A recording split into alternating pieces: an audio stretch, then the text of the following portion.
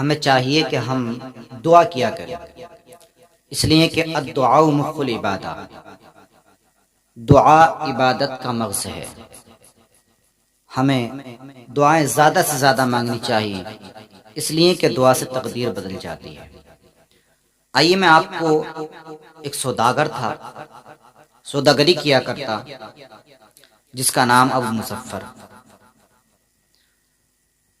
حضرت شیخ حماد رحمۃ اللہ علیہ کی بارگاہ میں آیا اور عرض کرنے لگا، حضور میرے پاس کچھ اشرفیاں ہیں، میرے پاس کچھ سامان ہے، اور میں چاہتا ہوں کہ ملک شام کو قافلہ جا رہا ہے، میں بھی ان کے ساتھ چلا جاؤں، آپ دعا فرما دیجئے کہ میں کامیاب ہو کر لوٹوں۔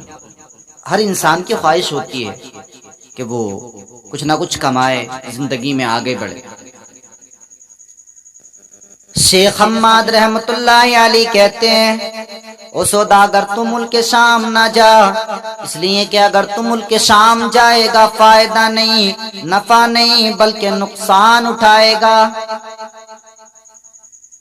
سوداگر سے کہا ملک شام نہیں جانا، اس لیے کہ جب تم ملک شام جائے گا تمہارے قافلے پر ڈاکو حملہ کریں گے، تمہارے قافلے کو لوٹ لیں گے، تمہارے سامان کو لوٹ لیں گے، اور یہاں تک کہ تمہیں قتل بھی کر ڈالیں گے۔ جب سوداگر نے اتنا سنا تو حالت بدل گئی، پریشان ہو گیا۔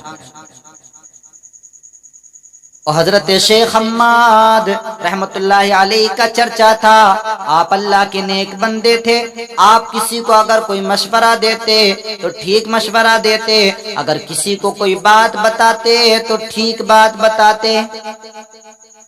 لوگ یقین کیا کرتے تھے، لوگوں کا اعتبار تھا۔ سوداگر نے سنا تو گھبرایا، پریشانی کے عالم میں گھر کو واپس پلٹا۔ جیسے ہی گھر کو واپس پلٹ رہا تھا، راستے میں آ رہا تھا، جب انسان پریشان ہوتا ہے تو اس کے چہرے سے الگ نظر آ جاتا ہے، دکھ جاتا ہے کہ یہ پریشان ہے۔ پریشان راستے سے آ رہا تھا، حضور غوث اعظم رضی اللہ تعالی عنہ سامنے سے تشریف لے کر کے آئے، کہنے لگے سوداگر کیا ہوا، کیوں پریشان ہو، چہرہ کیوں لٹکا ہوا ہے، تمہارا چہرہ کیوں اداس ہے؟ سوداگر کہنے لگا، حضور ملک شام کو قافلہ جا رہا ہے، حضور ملک شام کو قافلہ جا رہا ہے، میرے پاس کچھ اشرفیاں، کچھ مال موجود تھا، میں چاہ رہا تھا کہ میں بھی قافلے کے ساتھ جاؤں، وہاں جا کر کے تجارت کروں اور کچھ نفع حاصل کروں، لیکن حضور جیسے ہی شیخ حماد رحمت اللہ علیہ کی بارگاہ میں پہنچا، وہ کہتے ہیں کہ اگر تم ملک شام کو جاؤ گے، اگر تم تجارت کے لیے قافلے کے ساتھ جاؤ گے تو نقصان اٹھاؤ گے، قافلے پر ڈاکو حملہ کریں گے، مال لوٹ لیں گے، یہاں تک کہ تمہیں قتل بھی کر ڈالیں گے۔ حضور غوث اعظم رضی اللہ تعالیٰ عنہ کہتے ہیں، پریشان ہونے کی ضرورت نہیں ہے، جاؤ تم ملک شام جاؤ، قافلے کے ساتھ تیاری کرو اور قافلے کے ساتھ روانہ ہو جاؤ۔ اب غوث اعظم رضی اللہ تعالیٰ عنہ کی شخصیت سے ہر ایک واقف تھا، اب تو انہیں یقین ہو گیا کہ اب حضور غوث اعظم نے فرما دیا ہے تو آپ نے بالکل ٹھیک فرما دیا ہے، اب کوئی پریشانی نہیں آئے گی۔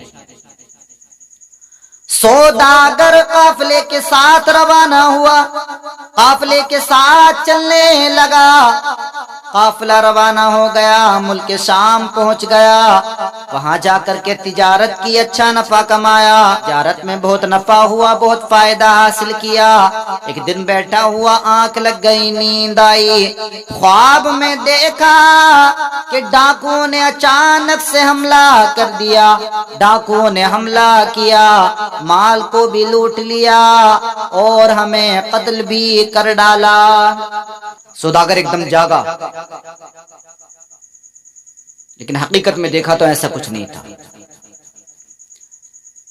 تجارت کرنے کے بعد جب ملک شام سے واپسی کی، جب یہ قافلہ پلٹا اپنے ملک کی طرف، راستے میں آتے ہوئے سوچنے لگا سوداگر کہ حضرت شیخ حماد کے پاس جاؤں یا حضور غوث اعظم رضی اللہ تعالیٰ عنہ کی بارگاہ میں جاؤں۔ ابھی یہ سوچ ہی رہا تھا، بازار کے راستے سے گزر رہا تھا کہ حضرت شیخ حماد سامنے سے آ گئے۔ کہنے لگے سوداگر میرے پاس آنے کی ضرورت نہیں، پہلے تم حضور غوث اعظم کی بارگاہ میں جاؤ، اس لیے کہ آپ نے 70 بار بارگاہ الہی میں آپ کے لیے دعا فرمائی، آپ کے لیے دعا کی، آپ کی دعا سے آپ کی تقدیر معلق بدل گئی۔ آپ کے اوپر جو پریشانی آنے والی تھی، آپ جو قتل کیے جانے والے تھے، اللہ تبارک و تعالی نے اس کو حقیقت سے خواب میں تبدیل کر دیا، خواب میں بدل دیا۔ حضور غوث اعظم رضی اللہ تعالیٰ عنہ کی بارگاہ میں پہنچے۔